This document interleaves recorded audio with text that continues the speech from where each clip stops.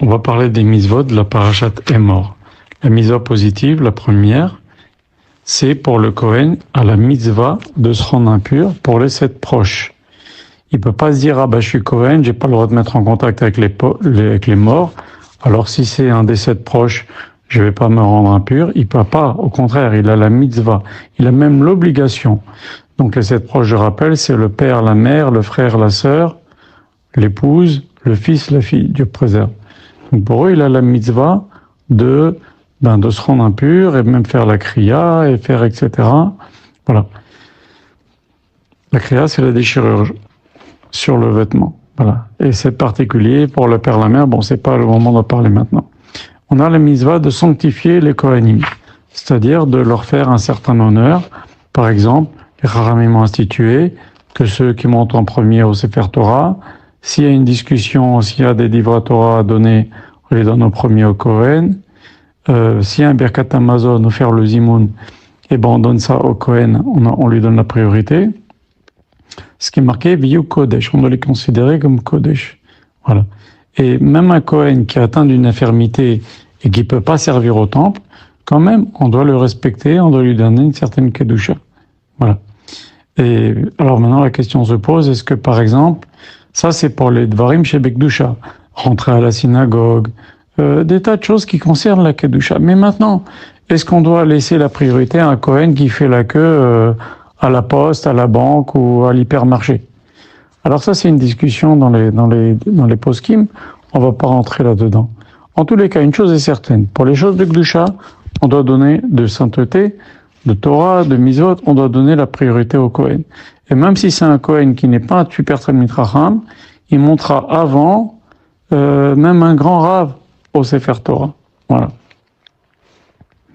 Obligation pour le grand prêtre, pour le Kohen Gadol, d'épouser une fille vierge.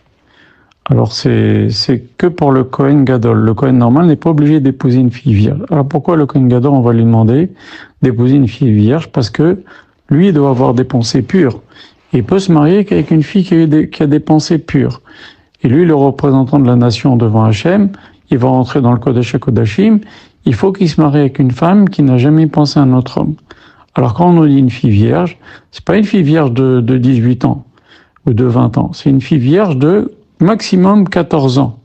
Un Kohen, il peut pas se marier avec une fille vierge de plus de 14 ans. Pourquoi? Parce que après 14 ans ou 15 ans, elle commence à penser à des hommes. Donc il doit se marier avec une fille vierge jeune. Voilà. Et le Kohen Gadol non plus n'a pas le droit d'épouser une femme veuve.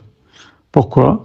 Parce que une des explications, il y a plein d'explications, mais une des explications, c'est que si un Kohen Gadol, il s'est mis en tête, il y a une femme mariée qui lui plaît, et il peut pas se marier avec elle parce que elle est mariée, alors qu'est-ce qu'il va faire? Le jour où il va rentrer à Kippour, dans le Kodesh HaKodashim, il va dire à Hachem, fais mourir son mari à cette femme-là, comme ça je me marie avec elle. On dit, monsieur, tu peux pas. Parce que si elle va devenir veuve, même veuve, tu pourras pas te marier avec elle. C'est une des explications. Voilà. Maintenant, si un Kohen s'est marié avec une femme veuve, et après on le nomme Kohen Gadol, il n'est pas obligé de répudier sa femme. C'est une fois qu'il est Kohen Gadol qu'il ne peut pas se marier avec une femme veuve. Voilà. Obligation, mitzvah suivante, obligation pour toute offrande de rechercher la perfection. On ne peut pas offrir un animal, je sais pas, un pigeon, une colombe qui a la queue cassée, ou le bec cassé, ou l'œil crevé. C'est pas kavod. Il faut offrir des animaux qui sont beaux, bien, parfaits. Obligation pour une bête d'avoir au moins, pour une bête offerte en sacrifice, qu'elle ait au moins 8 jours. Alors, on ne peut pas offrir un petit bébé, il faut au moins qu'il ait 8 jours. Ok? Il y a une mitzvah maintenant, une autre mitzvah de faire un Kiddush Hashem. Alors Kiddush Hashem, ça c'est dans notre conduite de tous les jours, mais ça va beaucoup plus loin. C'est-à-dire on doit être prêt à mourir pour ne pas transgresser 3 choses.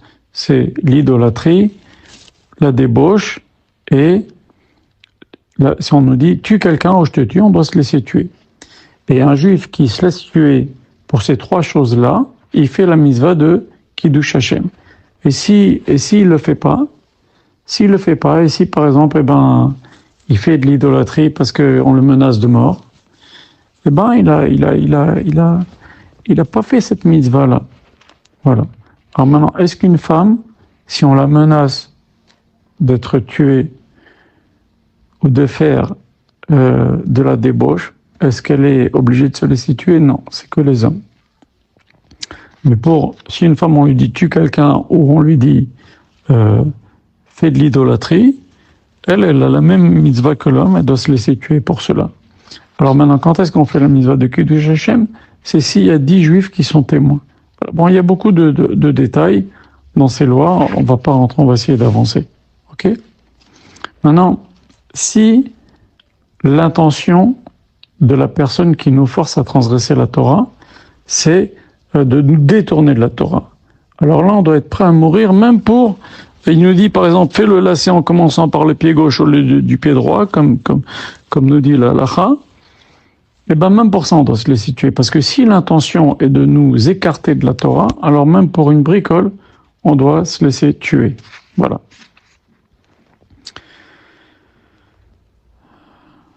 On continue.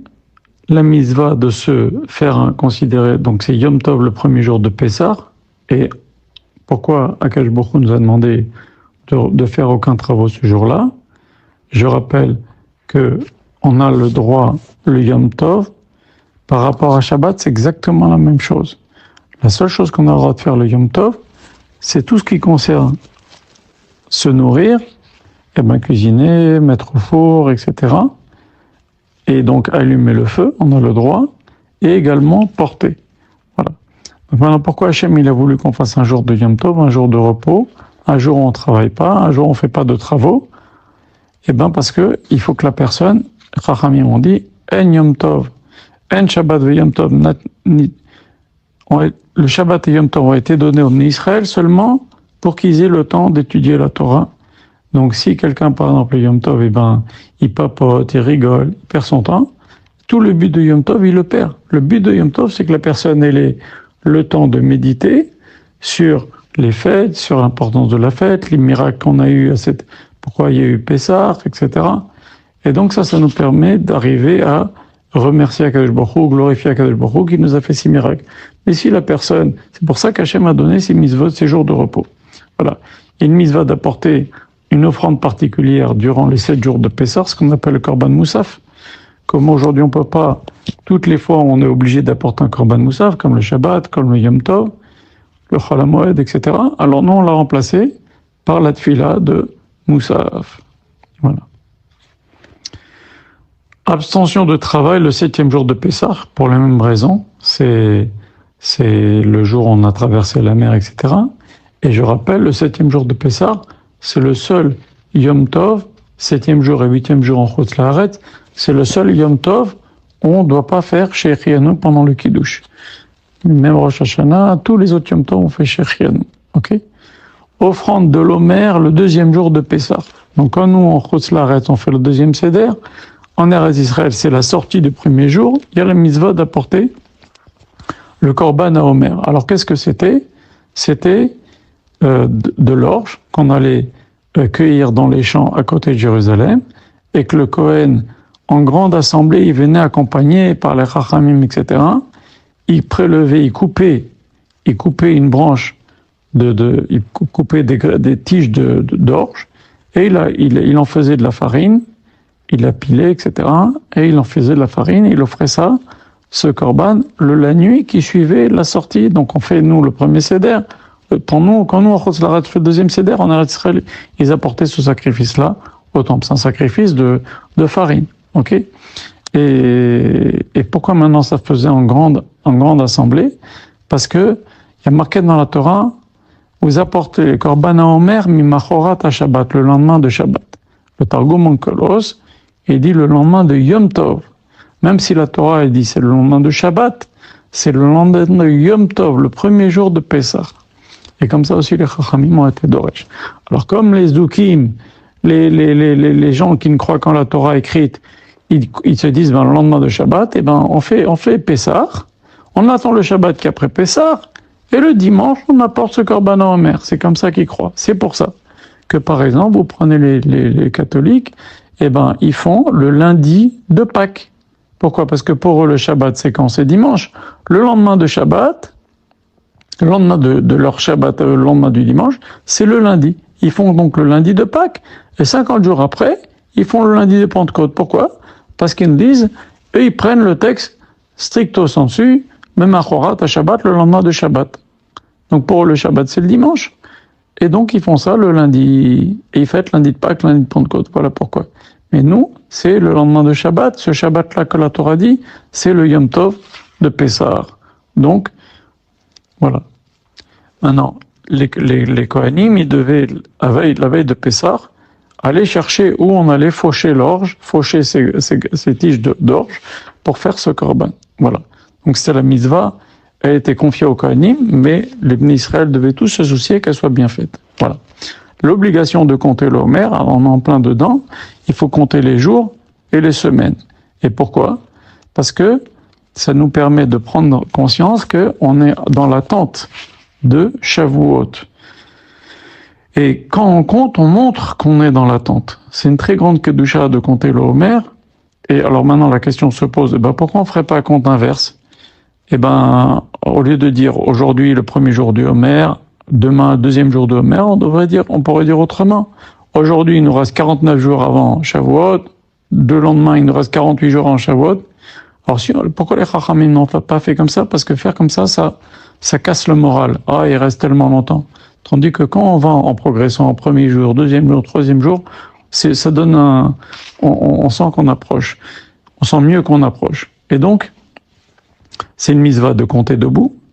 Comme la mitzvah de couper l'Omer se faisait debout, le compte du Omer aussi se fait debout. Et c'est une mitzvah qui ne se fait que par les hommes. Les femmes ne font pas la Sfirat Omer. C'est comme Birkat Elevana, les femmes ne font pas Birkat Elevana. Okay. Il y a une mitzvah le jour de Shavuot d'apporter 2 pains à partir de blé. C'est le seul pain qui est chametz de toute l'année qu'on apporte.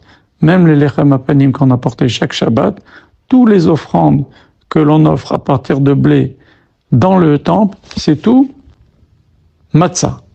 Il n'y a pas de chametz. Les seuls chametz qu'on apporte dans le temple, c'est les 2 pains de Shavuot. Et pourquoi? Parce que justement, pour nous dire que on ne peut pas avoir la force. Le chametz, vous savez, ça représente le Yetzer Hara.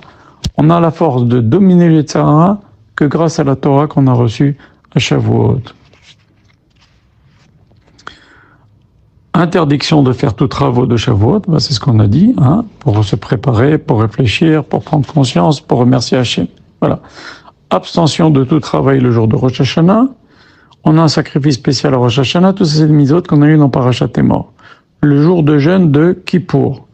Donc, la Torah nous interdit de boire et de manger.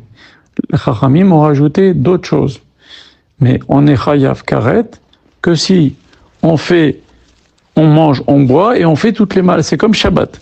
Kippour, c'est comme Shabbat. Et on n'a pas le droit ni de cuisiner, ni d'allumer. C'est exactement comme Shabbat. Ni de porter. Maintenant, au niveau des souffrances que l'on a à se faire à Kippour, il y en a 2 pour lesquelles on est karet, c'est boire et manger. Toutes les autres qui sont se frictionner d'huile ou de crème, revêtir des vêtements, des chaussures en cuir, d'avoir des relations intimes, etc., tout ça, c'est des choses que les Chachamim ont fixées, et il n'y a pas karet si on les transgresse. Mais c'est important. Voilà. Alors maintenant, les volumes pour lesquels on est chayav karet. Les Chachamim ont dit que pour Pessah, c'est un volume d'une grosse date.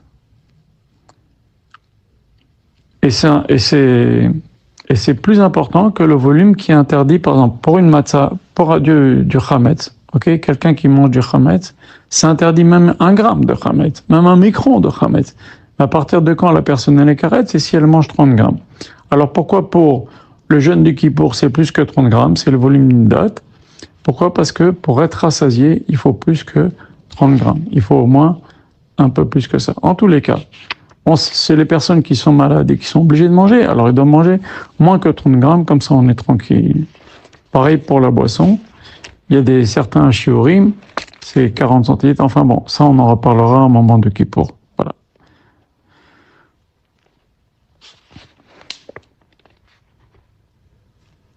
un korban supplémentaire de Moussaf de Kippour. Tous travaux de Kippour, ça on l'a dit, c'est comme Shabbat, ça s'appelle Shabbat Shabbaton. Le jour de Yom Tov, le premier jour de Sukkot, c'est un jour aussi de fête. Il y a une mitzvah, sacrifice des corbanotes, toutes les corbanotes de Sukkot. Le repos observé le 8e jour de la fête de Sukkot. Sacrifice supplémentaire le jour de Shmini Atzeret. C'est un jour très très kadosh Shmini Atzeret, un jour où Akadosh Baruch Hu nous montre son amour pour nous. La mitzvah du lulav. Alors il faut savoir que les 4 espèces que l'on prend à Sukkot, c'est une seule et même mitzvah. Ok, donc l'un est indispensable, on ne peut pas faire la mitzvah l'un sans l'autre. Ok, quelqu'un qui prendrait le lulav, la rava et le hadas, il ne prendrait pas de etrog, il n'a pas fait la mitzvah. Il faut les 4 en même temps. Ok, de préférence en même temps. Voilà. Obligation d'habiter dans la soukha, ça on en parlera au moment de Sukkot. Alors maintenant on va parler des interdits, qui dans la parashat Emor. Interdiction à un Kohen de toucher un mort, d'être en contact d'un mort. Alors il y a 2 façons de se rendre un tamémet, de toucher un mort, la mort, c'est l'impureté la plus grande. Et donc il y a rentrer dans une maison où il y a un mort, et il y a toucher le mort. Donc tout ça c'est interdit. Toucher le mort, même Dieu préserve une partie d'un mort s'il y a une amputation, ok, ou même un être humain, il y a une amputation ou quelque chose. Faut pas toucher. Les kohanim doivent faire attention à toutes ces choses-là, d'accord? Voilà. Même un enfant mort-né, etc. On doit faire très très attention à tout ça. Voilà. Interdit pour un Kohen de faire son service s'il est Tevulium. Alors qu'est-ce qu'on appelle Tevulium? C'est par exemple un Kohen, il a touché un serpent mort, ok? Il peut pas rentrer au Beth Amikdash de la journée. Il doit se tremper au mikvé et il peut pas travailler au Beth Amikdash jusqu'au soir. Même si c'est trempé au mikvé, il peut pas rentrer au Beth Amikdash travailler jusqu'à la nuit tombée. Ça s'appelle Dvulium. Il s'est trempé au mikvé, il doit attendre Yom, il doit attendre la fin de la journée pour remanger la trouma, pour toutes ces choses-là. Toute la journée, elle est foutue pour lui. Donc, il ne peut pas faire son service tant que la nuit n'est pas tombée. C'est la première Mishnah on l'apprend dans Parashat Emor et on en parle dans la première Mishnah de Brachot. Interdiction pour un Kohen d'épouser ce qu'on appelle une zona, une prostituée. Alors, c'est pas une prostituée, une fille des rues. Même par exemple, une convertie, elle a un digne de prostituée. Ça veut dire de femme qu'un Kohen ne peut pas. Je dis pas que les convertis sont des prostituées, mais dans la classification, un Kohen ne peut pas se marier avec une convertie, il peut pas se marier avec une fille qui a une relation avec un goy, il peut pas se marier, avec toutes ces femmes-là. Par exemple, une femme qui a une relation avec un Kohen halal. Qu'est-ce que c'est un Kohen halal? Un Kohen, apparemment, se marie avec une divorcée et ils ont un enfant. L'enfant, il s'appelle Kohen, mais c'est pas un vrai Kohen. Il s'appelle un Kohen halal. Ok? Maintenant, s'ils ont une fille, un Kohen avec une divorcée, ils ont une fille, cette fille, elle est halala. Un Kohen ne peut pas se marier avec une fille comme ça. Voilà. Donc, c'est l'interdit suivant. C'est se marier avec une halala, une femme issue d'un mariage interdit de Kohen, s'appelle une femme déshonorée. Un Kohen ne peut pas se marier avec elle. Donc, il ne peut pas se marier donc, avec une femme zona et une femme halal. On a expliqué ce qu'on appelle zona. C'est pas la zona, la fille des rues, la prostituée. Ça veut dire autre chose dans la Torah. Ok? Et une femme déshonorée, halal. Ok? Interdiction pour un Kohen d'épouser une divorcée. Et ça va loin, puisque même une chaloutza, un Kohen ne peut pas se marier. Les Chachamim, ils ont interdit même une chaloutza. Qu'est-ce que c'est une chaloutza? C'est si, par exemple, il y a 2 frères, il y a un des 2 frères qui meurt sans enfant, eh ben, le frère, il doit se marier avec la veuve, ok? Pour avoir donné une descendance à son frère qui est décédé sans enfant. Et maintenant, s'il veut pas, il fait ce qu'on appelle, alors s'il se marie avec elle, ça s'appelle la misa de Yiboum. Et s'il se marie pas avec elle, ça s'appelle la chaloutza. C'est une espèce de refus. Elle lui défait la chaussure, elle crache, etc. Et donc, il se marie pas avec elle, il refuse de se marier avec la femme de son frère. Maintenant, cette femme-là, c'est pas une divorcée. Elle n'est pas divorcée. Mais quand même, les Chachamim, ils ont été interdire même cette femme-là au Kohanim. Interdiction au grand prêtre d'approcher un mort, c'est encore plus que le Kohen normal. Pourquoi? Parce qu'un Kohen normal, il peut s'approcher des 7 proches de sa famille qui sont décédés. Mais un Kohen Gadol, il peut même pas s'approcher de son père mort, sa mère mort, son frère mort, sa sœur morte, sa femme morte, son fils, sa fille mort, il peut pas s'approcher. Il doit être attaché aux choses élevées et il peut pas du tout penser même aux 7 proches morts. C'est très très dur. Et un Kohen Gadol qui s'approcherait de 7 proches morts, tu préserves, il a sa femme qui est morte et il s'approche, et il rentre en compte, il touche même, ou il rentre dans une pièce où il y a sa femme qui est morte, et on lui donne 39 coups à ce Kohen Gadol. Voilà, donc il peut pas faire ça. Kohen Gadol, alors il y a des façons. Alors comment il fait pour la Levaya? Il reste à une grande distance pendant l'enterrement de ces 7 proches-là. Par exemple, il y a son père ou sa mère qui sont morts. Il reste à distance il n'est pas dans la même rue. C'est-à-dire, il les suit à une rue d'intervalle. Ok? Bon, tout ça, c'est discuté dans la Mishnah. Interdiction au grand prêtre de se rendre impur par aucun mort. Alors, quelle est la différence? C'est que il y a l'interdit de rentrer dans une pièce où il y a un mort, et il y a l'interdit de toucher le mort. Interdiction au grand prêtre d'épouser une veuve, on en a parlé tout à l'heure. Donc, le grand prêtre, il peut pas faire le yiboum. C'est-à-dire, si le frère du Kohen Gadol qui est mort sans enfant, il ne peut pas se marier avec sa veuve. Okay. Interdiction au Kohen Gadol d'avoir des relations intimes avec une veuve. Donc, il n'a ni le droit de se marier et ni le droit d'avoir des relations intimes avec une veuve. Okay.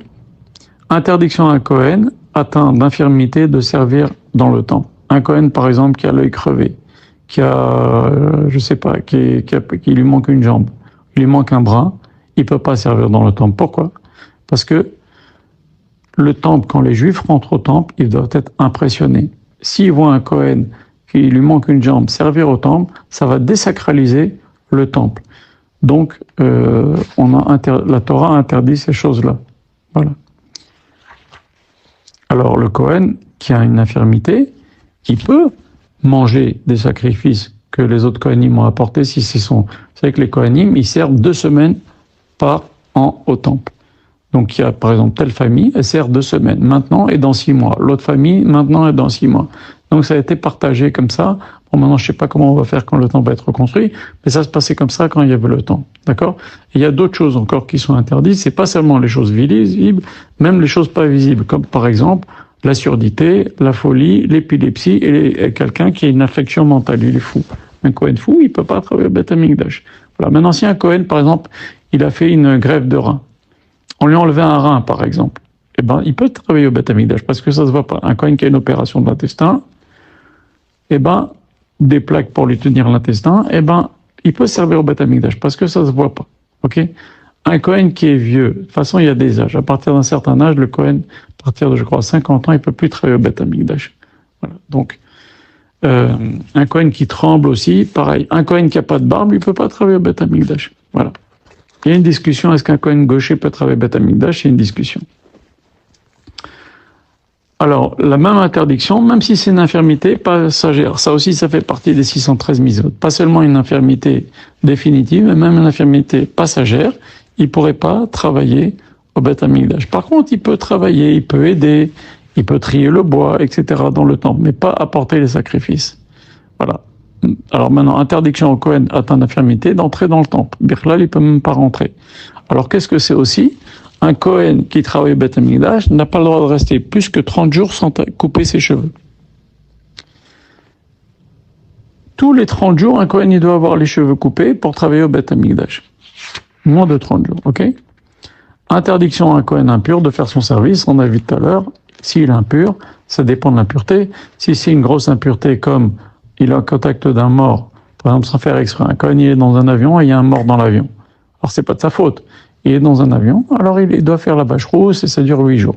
Maintenant, comme on a dit, il a touché un serpent mort, un crapaud mort, je sais pas, un truc comme ça, ou un chien mort.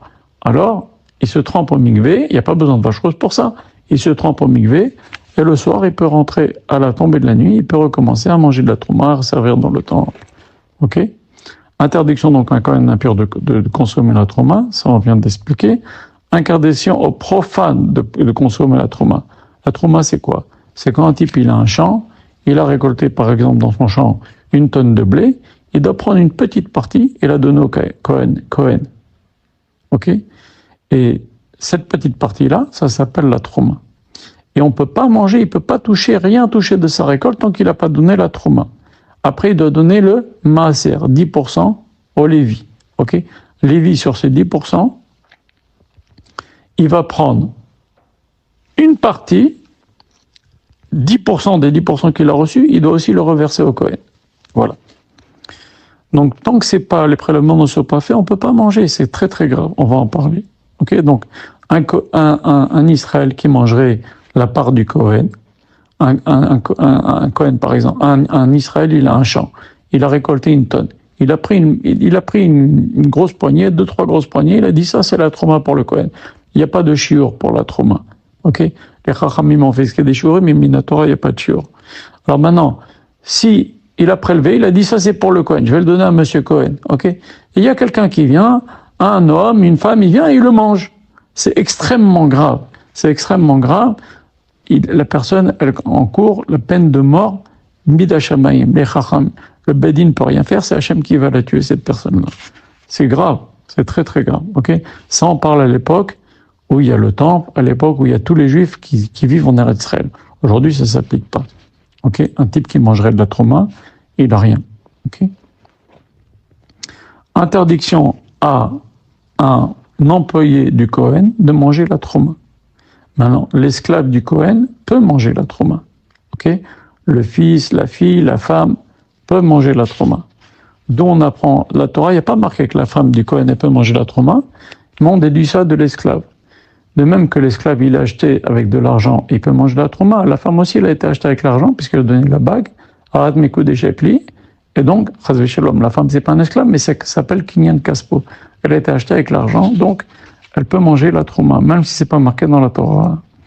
Interdiction au Kohen qui n'est pas circoncis de manger la trauma. Une fille de Kohen déshonorée n'a pas le droit aux choses saintes. Par exemple, je répète, une fille halala, un Kohen se marie avec une divorcée, ils ont une fille. Cette fille-là ne peut pas manger le trauma. Même si ce Kohen-là peut lui continuer à manger la trauma, ok, mais sa fille ne peut pas manger. Ok.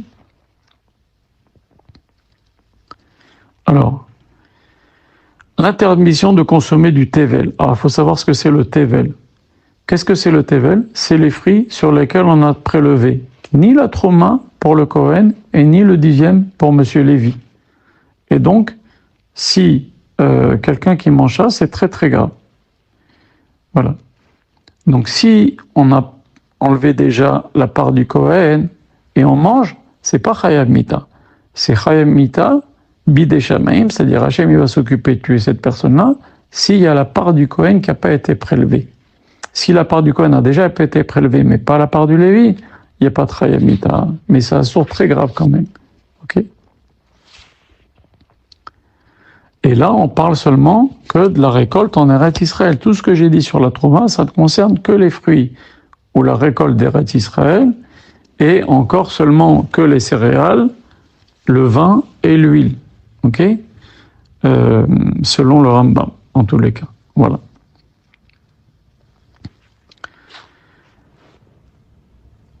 Interdiction de consacrer un animal présentant un défaut. Un type il dit, je vais offrir ma vache au Beth Amikdash. Oui, mais la vache, elle a l'œil crevé, elle a la langue fendue, il lui manque une patte. Tu peux pas.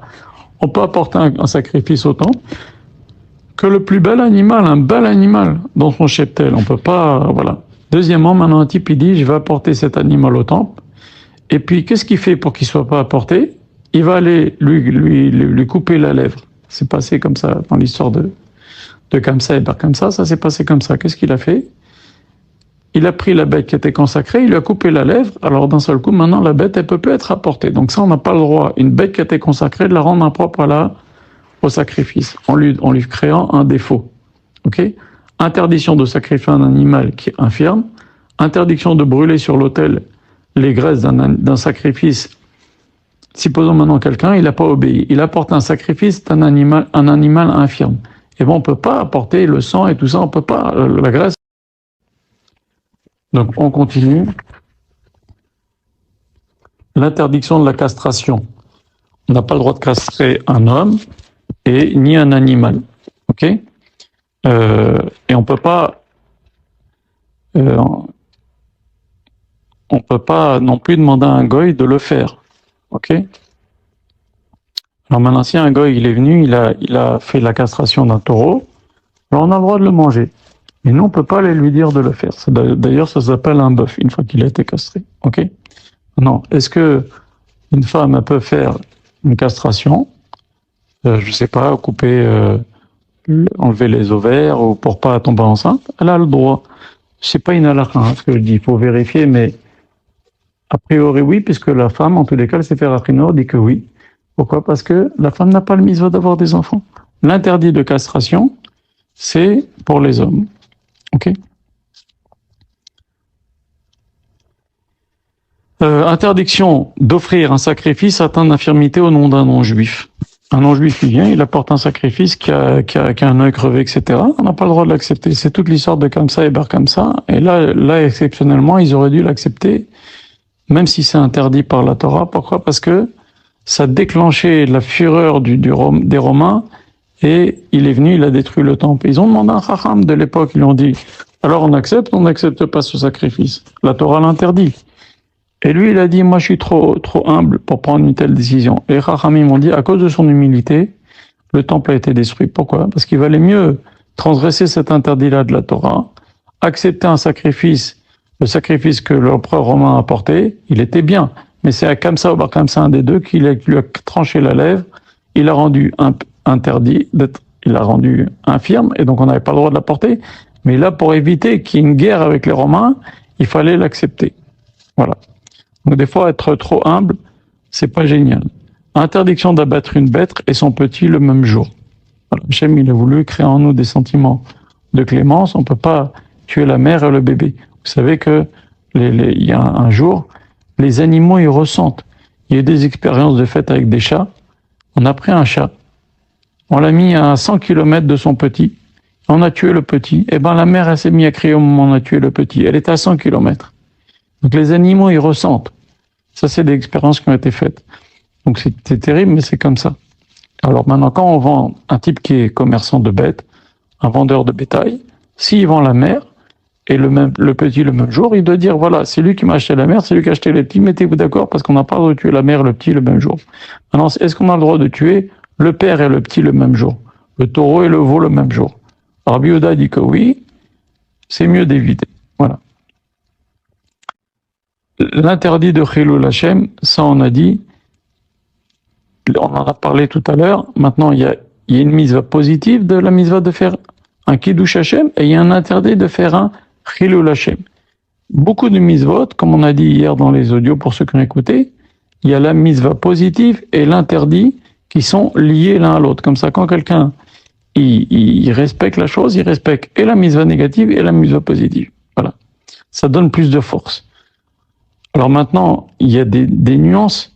Par exemple, un grand Rav, celui qui a écrit la Gemara, il dit, moi, qu'est-ce que c'est un Chilul Hashem? C'est si les gens ils vont rentrer chez le boucher et pas payer de suite. Qu'est-ce qu'ils vont croire? Ils vont croire que le boucher m'a fait la viande cadeau. Rabbi Yochanan a dit, c'est quoi un Chilul Hashem pour moi? C'est si les gens ils vont marcher dans la rue 2 mètres sans tefilin, parce que les gens voyaient toujours avec les tefilin. Donc il y a différents degrés.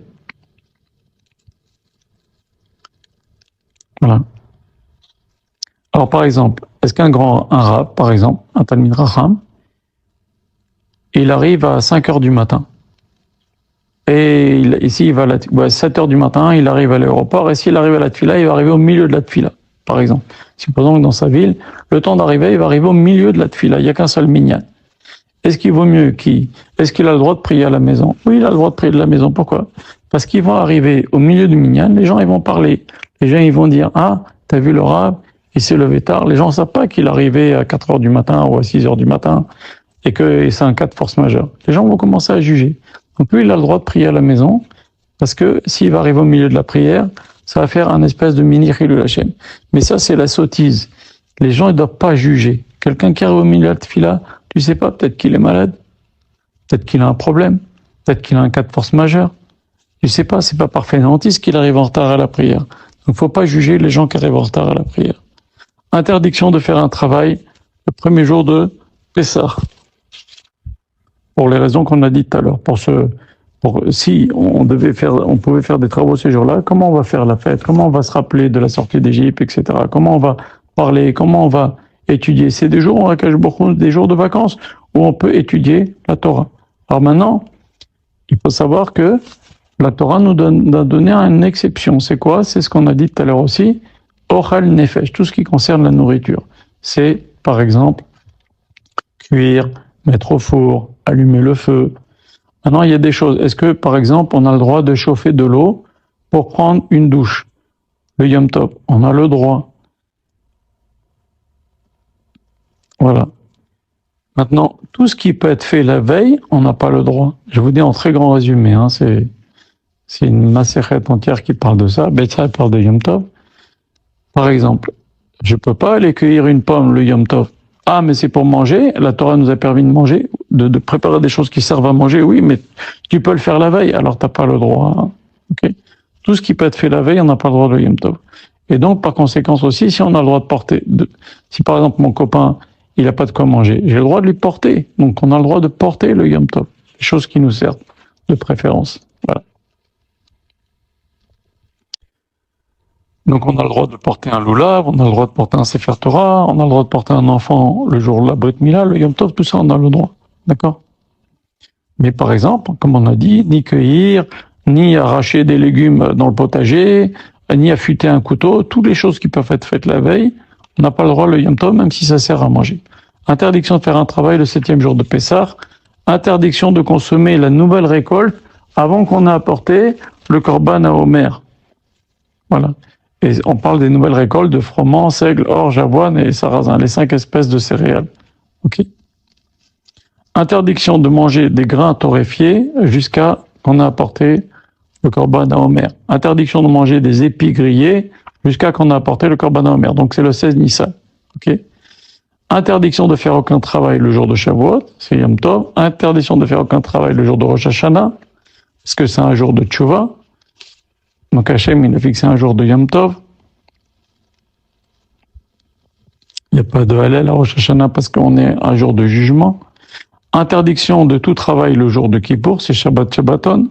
Interdiction de manger et de boire le jour de Kippour. Interdiction de tout travail. Pareil, c'est un Yom Tov le premier jour de Sukkot, donc c'est toutes les mises de Parashat Emor qu'on est en train de faire. Hein. Interdiction de tout travail le 8e jour de Sukkot, et voilà.